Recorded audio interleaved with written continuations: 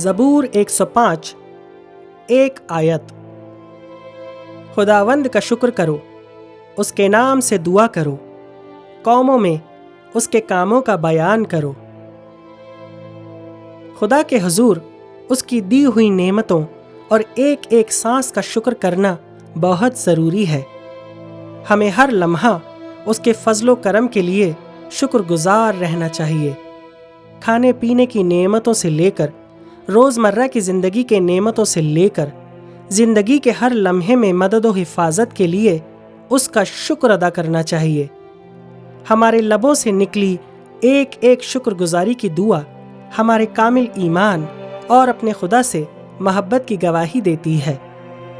हमारा फ़र्ज़ है कि हम गैर कौमों में उसकी रहमतों और मुअज्जों की गवाहियाँ पेश करें कि हमारा खुदावंद यस्सु मसीह यकीनन हमारा और इस पूरी कायनात का निजात दहिंदा है, और हमें अपनी आखिरी सांस तक उसके फजलो करम का शुक्र अदा करना चाहिए।